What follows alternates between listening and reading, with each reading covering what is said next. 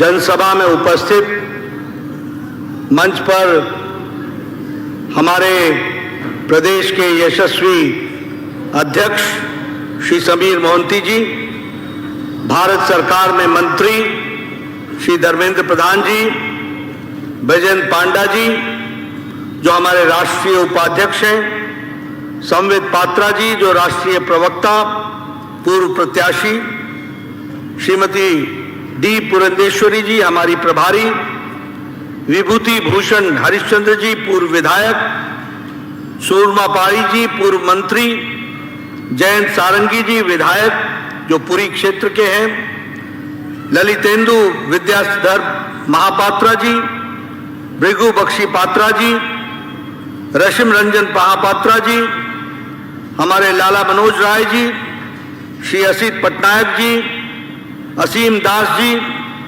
पृथ्वीराज हरिचंदन जी, शंकर परिदा जी, सम्मानित मंच और यहां इतनी बड़ी संख्या में इतनी रात गए आए हुए देवी और सज्जनों, मेरे युवा साथी और हमारे मीडिया के मेरे साथी, प्रिंट मीडिया और इलेक्ट्रॉनिक मीडिया के मेरे साथी, भगवान जगन्नाथ की धरती पर आने का मुझे सौभाग्य मिला है। सबसे पहले तो मैं भगवान जगन्नाथ को हाथ जोड़कर उनसे नमन करके उनसे आशीर्वाद प्राप्त करता हूं।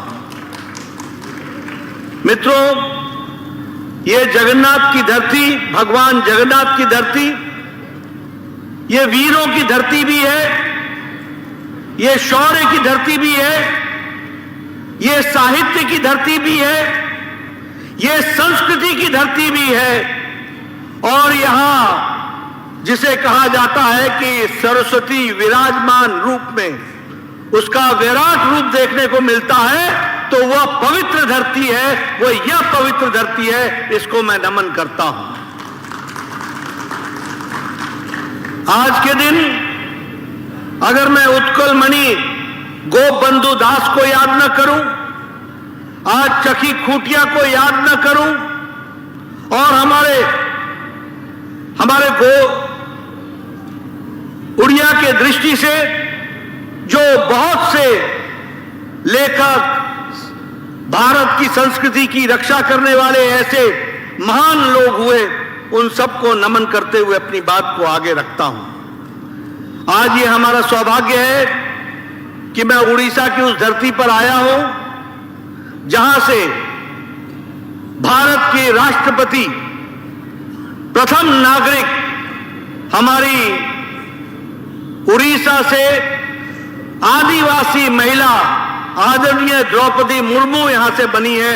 ऐसी धरती को भी मैं नमन करता हूं, और सच में यह उड़ीसा के लिए बहुत ही सौभाग्य की बात है। अभी हमारे धर्मेंद्र भाई बड़े विस्तृत रूप में सारी बातों को आपके सामने रख रहे थे, मैं उसमें ज्यादा नहीं जोड़ूंगा, समय काफी हो गया है, लेकिन कुछ बातें जरूर कहना चाहता हूं, और मैं पूरी की जनता के लिए विशेष जिम्मेवारी देना चाहता हूं। आज जब भारत मोदी जी के नेतृत्व में दुनिया में अपना स्थान बना रहा है, आज भारत जो दुनिया में हर दृष्टि से आगे बढ़ रहा है, आज जिस भारत को 200 साल तक अंग्रेजों ने राज किया, ऐसे ब्रिटानिया को पिछाड़कर दुनिया की 5वीं अर्थव्यवस्था भारत बन रही है। आज जब मैं भारत ऑटोमोबाइल इंडस्ट्री में 4थे नंबर पर खड़ी है, आज जब भारत स्टील बनाने में दुनिया में 2रे नंबर पर खड़ी है, आज जब भारत केमिकल इंडस्ट्री में 2रे नंबर पर खड़ी है, आज जब भारत दुनिया में फार्मास्यूटिकल इंडस्ट्री में बहुत तेजी से छलांग लगाती हुई दुनिया की फार्मेसी बन रही है, ऐसे भारत का नेतृत्व अगर हो रहा है तो भारत के यशस्वी प्रधानमंत्री नरेंद्र मोदी जी के नेतृत्व में हो रहा है। लेकिन मैं आपके कंधों पर एक जिम्मेवारी देना चाहता हूं कि जब भारत इतनी ऊंचाइयों पर जा रहा है, जब भारत आगे बढ़ रहा है, तो यहां से हमारा संवित पात्रा पीछे क्यों है? क्या आप नहीं चाहते कि राष्ट्र में आपकी भी भागीदारी हो? क्या आप नहीं चाहते कि देश में आपकी भागीदारी हो? क्या इस बदलते भारत में इस पुरी से, जो एक दृष्टि से समाज में प्रतिष्ठित रूप से हमेशा दिशा देने वाला रहा है, नेतृत्व करने वाला रहा है, मेरी आशा यह है कि आने वाले समय में पुरी में भी कमल खिलना चाहिए और आपकी भी भागीदारी होनी चाहिए। मैं सही बोल रहा हूं कि नहीं? मैं सही बोल रहा हूं कि नहीं? मित्रों, मैं यह भी आपसे कहना चाहता हूं कि सिर्फ भारत की भागीदारी का सवाल नहीं है, सिर्फ विकास का सवाल नहीं है।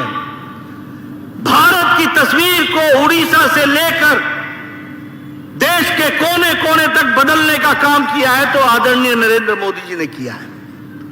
आपको जान करके खुशी होगी कि इंटरनेशनल मॉनिटरी फंड के आलेखों के अनुसार भारत में गरीबी, अति गरीबी 1% से भी कम हो गई है। जिस भारत को बोला जाता था कि यह गरीब देश है, आज वहां अति गरीबी 1% से भी कम हो गई है। और उसका कारण है प्रधानमंत्री गरीब कल्याण अन्न योजना। 80 करोड़ की जनता को 5 किलो गेहूं, 5 किलो चावल, 1 किलो दाल देने का काम किया है तो मोदी जी ने किया है, ताकि हमारा कोई गरीब भूखा ना सोए, इस धरती पर भूखा ना सोए, इस बात का प्रयास हुआ है। उसी तरीके से प्रधानमंत्री आवास योजना में, मित्रों, मुझे याद है मैं 93 में पहली बार एमएलए बना था और मेरा ब्लॉक डेवलपमेंट ऑफिसर मेरे पास आके कहता था कि नड्डा साहब, आपको 2 पंचायतों में 1 इंदिरा आवास योजना का घर मिला है। 2 पंचायतों में 1 इंदिरा आवास का योजना का घर मिला है। बताइए किसको दें? मेरा ब्लॉक डेवलपमेंट ऑफिसर मुझे बोला करता था 93 में, और मैं कहा करता था, बीडीओ साहब, ये मकान तुम ही रख लो, 1 अनार 100 बीमार कहां बांटूंगा? लेकिन आज मोदी जी के नेतृत्व में प्रधानमंत्री आवास योजना में 2 करोड़ 60 लाख पक्के मकान बना करके दे दिए गए हैं। 2 करोड़ 60 लाख। और दुख की बात यह है कि प्रधानमंत्री आवास योजना का नाम बदल करके बीजू पक्का घर कर दिया। जिसका खुद का घर कच्चा, वो लगा पक्का करने। मित्रों, यह भी समझना होगा कि हमारा नाम चुराकर और उसमें भी हेरा फेरी, लोगों तक वो ठीक से पहुंचे नहीं, यह स्थिति ला करके खड़ी की है। मैं यहां यह भी बताना चाहूंगा कि आयुष्मान भारत में 10 करोड़ 74 लाख परिवार, लगभग 11 करोड़ परिवार, 50 करोड़ लोग को मोदी जी के तरफ से 5 लाख रुपए हर साल गंभीर बीमारी से लड़ने के लिए और इलाज करने के लिए अगर पैसा दिया है तो नरेंद्र मोदी जी ने दिया है। यह भी हमको ध्यान में रखना चाहिए। लेकिन आपको जानकर दुख होगा कि नवीन बाबू, बीजू जनता दल की सरकार 60 लाख लोगों को आयुष्मान भारत से वंचित रखते हैं। आप बताइए, यहां से लोगों का बाहर जाना बंद हो गया क्या बोलते हैं उसको, दादन खटना बंद हो गया क्या? दादन खटना बंद हो गया क्या? अगर हमारा भाई उड़ीसा का मुंबई में जाके काम करता हो और वो वहां बीमार हो जाए तो उसका इलाज नवीन बाबू नहीं करा पाएंगे, उसका इलाज करा पाएंगे लेकर आ पाएंगे। जो लोग आपको इस हक से वंचित रहने देते हैं, उनको सरकार में रहने देना है क्या? रहने देना है क्या? मैं सुनना चाहता हूं, पीछे से रहने देना है क्या? इसलिए मैं आपको कहता हूं कि देश में, दुनिया में गांव, गरीब, वंचित, पीड़ित, शोषित, दलित, गांव का अंतिम पायदान पर खड़ा व्यक्ति, किसान, युवा, सबके लिए काम चल रहा है। और अगर सब जगह रोशनी पहुंच रही है विकास की, अगर सब जगह रोशनी पहुंच रही है आगे बढ़ने की, तो फिर उड़ीसा उससे पीछे क्यों रहे? बताइए, आगे पीछे रहेगा क्या? रहेगा क्या? इसके लिए आपको काम करना पड़ेगा। आप बताइए, कभी भारत सरकार में 13 दलित मंत्री थे क्या? कभी थे? नहीं। 13 आदिवासी मंत्री थे क्या? 8 दलित मंत्री थे क्या? कभी आप 28 के आसपास ओबीसी मंत्री थे क्या? यह संभव हुआ है तो मोदी जी की सरकार में हुआ है। कभी आपके यहां कोई गवर्नर जैसे विश्वभूषण हरिचंदन जी, हमारे दलित गवर्नर, हमारे दलित मुख्यमंत्री, हमारे आदिवासी मुख्यमंत्री, यह कभी संभव हुआ था क्या? ये संभव हुआ था क्या? आज मोदी जी की सरकार में हमारे दलित गवर्नर भी हैं, दलित पूर्व राष्ट्रपति भी हैं और आदिवासी महिला राष्ट्रपति है, और इसके साथ साथ हमारी ओबीसी की बड़ी संख्या है जो हमारे गवर्नर और हमारे मुख्यमंत्री के रूप में काम कर रहे हैं। मित्रों, अगर मैं महिलाओं की बात करूं, आप बताइए, उज्ज्वला, उजाला, सौभाग्य, ये सारी योजनाओं ने महिलाओं को ताकत दी कि नहीं दी? दी कि नहीं दी? 12 करोड़ बहनों को इज्जत घर दिया, शौचालय बनाया। कैसा भारत होगा जहां 12 करोड़ बहनें अपने दैनिक नित्य कर्म के लिए खेत में जाया करती थी। उनको अगर इज्जत देने का काम किया है तो मोदी जी की सरकार ने किया है, यह हमको याद रखना चाहिए। उसी तरीके से जल जीवन मिशन में घर में पानी पहुंचाने का काम, हर घर जल, हर घर नल। कभी सोचा था क्या? लोग मोहल्ले के एक जगह इकट्ठे होकर के पानी लिया करते थे। आज घर घर जल बन रहा है। 323 करोड़ रुपए इस साल खर्च हो रहे हैं सिर्फ जल जीवन मिशन में। यह भी हमको ध्यान में रखना चाहिए। मित्रों, मैं ये सारी बातें आपके सामने बता रहा हूं। किसानों की बात करें, किसान सम्मान निधि लगभग 12 करोड़ किसान को, 11 करोड़ प्लस किसान को 2-2 हजार रुपए हर चौथे महीने मिलता है कि नहीं मिलता है? प्रधानमंत्री किसान सम्मान निधि में मिलता है कि नहीं मिलता है? और यह प्रधानमंत्री फसल बीमा योजना का काम चला है कि नहीं चला है? सॉइल हेल्थ कार्ड का काम चला है कि नहीं चला है? किसी ने भी अगर किसानों की सुध ली है तो वह भी नरेंद्र मोदी जी की सरकार ने ली है। यह हमको ध्यान में रखना चाहिए। अगर मैं युवाओं के दृष्टि से बात करूं, कभी कोई सरकार आई थी केंद्र में जो ये कहे कि हम 10 लाख केंद्र सरकार की नौकरियां रोजगार मेला के मैदान से लगाएंगे और उनको भारत सरकार की तरफ से अपॉइंटमेंट लेटर देंगे? 10 लाख लोगों को अपॉइंटमेंट देने का काम किया जा रहा है। मित्रों, शिक्षा की दृष्टि से देख लीजिए, इलाके की दृष्टि से देख लीजिए, विकास की दृष्टि से देख लीजिए, हर दृष्टि से अगर आप देखेंगे तो विकास के नए आयाम लिखे जा रहे हैं। और यहां पर भी मैं आपसे बोलूंगा, जब मैं यहां की बात कर रहा हूं तो क्या यह सच्चाई नहीं है कि संबलपुर में इंडियन इंस्टीट्यूट ऑफ मैनेजमेंट बन रहा है 200 एकड़ की भूमि पर और 402 करोड़ रुपए उसके लिए खर्च हो रहे हैं। उसी तरीके से Indian institute of science and educational research के लिए 1500 करोड़ रुपए खर्च हो रहा है। स्किल इंडिया इंटरनेशनल सेंटर के लिए स्किल डेवलपमेंट इंस्टीट्यूट भुवनेश्वर में खड़ा हो रहा है और प्रधानमंत्री कृषि सिंचाई योजना में 4000 करोड़ रुपए खर्च हो रहे हैं। 1300 किलोमीटर की नेशनल हाईवे के लिए 13400 करोड़ रुपए खर्च हो रहे हैं।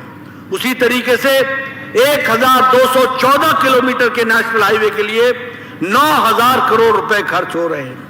और मैं अगर पुरी की बात करूं तो मैं कहना चाहूंगा, बताइए जगन्नाथ स्टेडियम 7 करोड़ की लागत से बन रहा है कि नहीं बन रहा है?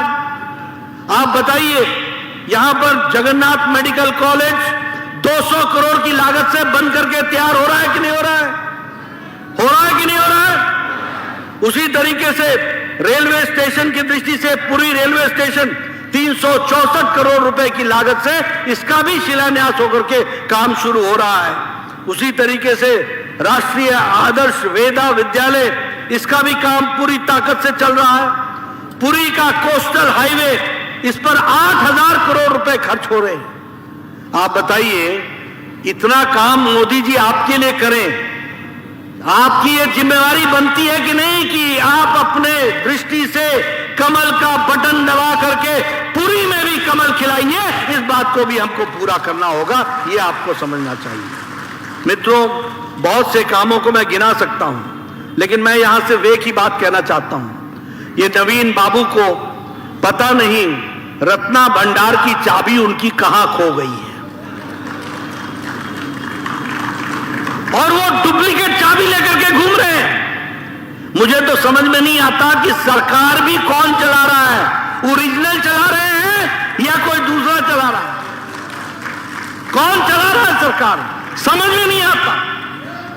और जगन्नाथ जी के रत्ना भंडार की चाबी कहां खो गई है, क्यों खो गई है, क्या चल रहा है, कौन सरकार चला रहा है, ओरिजिनल है या कौन है मालूम नहीं, पता नहीं चलता। और साथ ही साथ मैं यह भी कहना चाहूंगा कि जहां तक उड़ीसा की यूनिवर्सिटी का सवाल है, अब यह संस्कृति की जगह है, यह साहित्य की जगह है। बताइए, उन्होंने कहा था कि नहीं कि उड़िया यूनिवर्सिटी में बनाऊंगा, कहा था कि नहीं कहा था? 5 साल बीत गए, कहा था 4 साल में बन जाएगा, ये 5वां साल शुरू हो गया है, क्या चल रहा है? उसी तरीके से शुगर मिल न्यायगढ़ का, वह भी बंद है, किसानों का भुगतान नहीं हुआ है। कौन सी सरकार चल रही है, कौन सरकार चला रहा है, कैसी सरकार चल रही है, कुछ समझ में नहीं आता। और मुझे दुख के साथ कहना पड़ता है, आज मैं कंधमाल गया था, वहां से मैं आ रहा हूं, ट्राइबल इलाका है, महिलाओं का उत्पीड़न दुगना हो गया है। नेशनल क्राइम रिकॉर्ड ब्यूरो के तहत उड़ीसा में महिलाओं का उत्पीड़न दुगना हो गया है। ह्यूमन ट्रैफिकिंग सबसे ज्यादा है तो उड़ीसा में है। ये नेशनल हमारे हेल्थ क्राइम रिकॉर्ड ब्यूरो का ये रिकॉर्ड है। उसी तरीके से एसटी और एसटी पर, विशेष करके महिलाओं पर उत्पीड़न सबसे ज्यादा हो रहा है तो उड़ीसा में हो रहा है। और दुख की बात यह है कि पुलिस पर भी क्रिमिनल का अटैक, यानी भक्षक रक्षक पर हावी है। यानी रक्षक जिसको हमारी रक्षा करनी है, वो अपनी रक्षा नहीं कर पा रहा है, उस पर भी भक्षक हावी है। ऐसी सरकार है उड़ीसा की सरकार। बताइए, ऐसी सरकार को रहने देना है क्या? रहने देना है क्या? रहने देना है क्या? मैं अंत में आपसे एक ही निवेदन करने आया हूं, राजनीति नंबर का गेम है, और इसलिए चाहे पूरी विधानसभा हो, चाहे लोकसभा हो, यहां आपको प्रण लेना होगा कि कमल खिलेगा, विकास हो रहा है, आगे करेंगे, मोदी जी के नेतृत्व में हम आगे बढ़ेंगे। ये आपसे मैं निवेदन करने आया हूं। आपने मेरी बात सुनी, मुझे पता लगा कि आप 2 बजे के आ गए थे, बड़े लंबे समय आपको इंतजार करना पड़ा, उसके लिए मैं क्षमा मांगता हूं। फिर भी आप डटे रहे, आपका बहुत बहुत धन्यवाद। जय भारत, जय उड़ीसा।